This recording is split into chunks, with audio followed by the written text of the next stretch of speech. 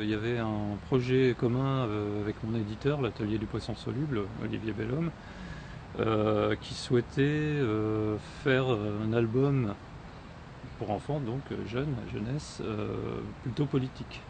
Et c'est-à-dire parler par exemple d'un grand rebelle dans l'histoire, style Robin des Bois ou Mandrin, ou des gens comme ça, par contraste avec les albums qui ont parlé de Louis XIV, de Napoléon, des rois, des grands de ce monde, donc parler un peu d'un rebelle, quoi, voilà. Et dans un premier temps, j'avais pensé à Zapata. Alors Zapata pour plusieurs raisons. D'une part parce qu'il y a un univers graphique assez riche autour avec les gravures sur bois de Posada, etc. Et aussi parce que ça a une résonance contemporaine avec les zapatistes, Marcos et le ZLN actuellement. Donc pour cette raison-là. Et il s'est avéré que ça a été le moment de l'affaire de Tarnac. Et on a vu fleurir sur quelques murs des graffitis qui rappelaient Guingouin, le maquis qui était dans cette région-là. Et je me suis dit, tiens, bah ouais, mais un rebelle, une espèce de Robin des Bois, comme ça, de bandit d'honneur, entre guillemets, on en a un sur place. Je peux rencontrer des gens qui l'ont connu, je peux avoir toute la documentation. Donc, du coup, bah, voilà, j'ai réorienté le projet là-dessus, sur Georges Guingouin et son maquis, et je me suis vite rendu compte que en fait bah, l'abondance de documentation justement faisait que je ne pouvais pas le traiter sur le même mode que je pensais traiter l'histoire de Zapata. C'était vraiment un mode d'album à la limite primaire, quoi.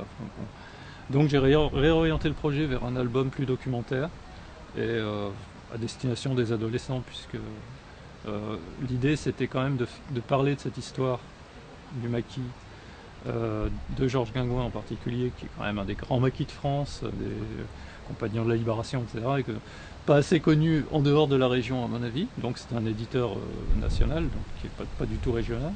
Donc ça permettait de toucher des gens en dehors de la région, et aussi un public qui n'est pas le public habituel des vieux messieurs érudits sur la Seconde Guerre mondiale, quoi. Ah, l'affaire de Tarnac me tenait à cœur. C'était quand même quelque chose qui m'a bien remué pendant quelques temps. Bon, là maintenant c'est terminé, heureusement terminé d'ailleurs, mais au début, quoi, c'était vraiment quelque chose, quoi. Les flics sur le plateau, bon, c'était insupportable, quoi. Donc j'étais prêt à fonder la République libre du plateau de Mille Vaches, quoi. Et donc voilà, ça rentrait complètement dans le cadre, cette histoire de résistance et et surtout cet aspect rebelle du personnage, même par rapport au Parti communiste à l'époque, puisque finalement il agissait en roue libre. Voilà, c'était ce côté, je dirais pas anarchique, parce que c'était pas un anarchiste, mais ce côté, ouais, seul contre tous, un petit peu, que j'aimais bien, quoi, dans le personnage. Ça, ouais, ça le rendait plus. Ouais, ça le rendait plus à la fois humain, puis ça donnait en fait ce qui m'intéressait dans ces histoires, qui était un peu la même chose que Zapata, c'est qu'il y a des espèces d'archétypes qui demeurent dans toutes les histoires de bandits d'honneur, que ce soit dans la littérature ou dans la réalité, comme quoi ce personnage serait à la limite de l'immortalité, qu'il est invulnérable, qu'il lutte pour la justice. Il y a vraiment des invariants dans toutes ces histoires-là qu'on retrouvait dans l'histoire de Georges Guingouin, qui polarise encore beaucoup les gens. C'est soit A Guingouin, soit A Guingouin. Enfin, c'est vraiment très polarisé encore. Et je retrouvais des structures qu'on retrouve aussi bien dans l'histoire de Rob Roy, de Walter Scott, que ça a été pas mal étudié par un historien anglais qui s'appelle Hobsbawm, et qui a étudié pas mal ces structures-là, justement. Et on retrouvait complètement ces structures-là. Après, je suis passé à autre chose, justement, quand je suis passé vraiment sur l'aspect documentaire. Mais à la base, c'était ce côté-là qui m'intéressait.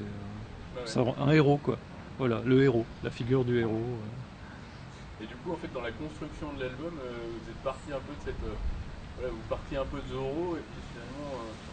Si, ouais, un peu Il y a Zorro, d'autres ouais, exemples, c'était mais. Robin des Bois. Ouais, c'est ça. Vous partiez Ouais. de Robin des Bois, et finalement, vous avez été un peu confronté Bah, la réalité, tout à- simplement, Ouais. c'est la complexité de cette période, la multiplicité des acteurs, ce qui fait que finalement j'ai adopté un mode opératoire kaléidoscopique, c'est-à-dire que j'ai choisi de raconter cette histoire non pas d'un seul point de vue, qui serait soit le point de vue de Georges Guingouin, soit mon point de vue de narrateur omniscient, mais le point de vue de différents acteurs en fonction des époques, en fonction des lieux, du contexte, qui peuvent, soit des gens qui ont existé et que je fais parler à la manière d'un roman historique, soit des gens que j'invente pour les besoins de la cause, mais que j'essaie de situer vraiment de façon la plus précise avec le ton de l'époque, puis les informations qui vont donner aussi, là, sont complètement issues de la documentation.